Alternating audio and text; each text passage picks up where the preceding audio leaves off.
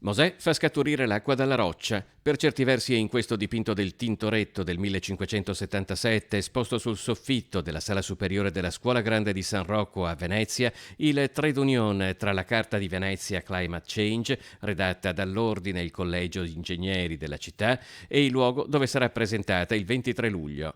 Sul tavolo i cambiamenti climatici, le loro conseguenze e le contromisure da adottare. La temperatura sta incrementando progressivamente, questo fenomeno si è intensificato negli ultimi 30-40 anni ed è in continua ascesa. Questo provoca diverse modificazioni all'ambiente e alla natura. Uno dei quello che interessa più direttamente Venezia sicuramente è l'innalzamento del livello dei mari, che è un fenomeno che è già in atto da parecchi anni e sicuramente con l'incremento della temperatura è destinato ad aumentare ulteriormente con i problemi per la città che tutti conosciamo.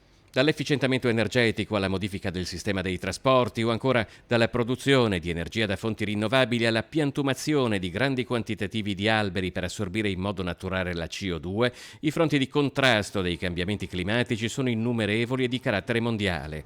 A livello locale bisogna però considerare le conseguenze che potrebbero interessare la costa adriatica con inondazioni potenzialmente in grado di arrivare fino a Portogruaro, San Donà o Mestre. Noi proponiamo per il momento, alla Regione di attivare uno studio attento di questi scenari e la individuazione già da adesso di quali potrebbero essere misure preventive e prudenti per contrastare la cosa. Per esempio, potrebbe anche risultare che fosse necessario fare delle opere costiere come quelle dell'Olanda, tanto per dire, anche perché gli scenari evolutivi che dipenderanno da quanto i governi saranno capaci di attuare misure adatte possono diventare veramente catastrofici.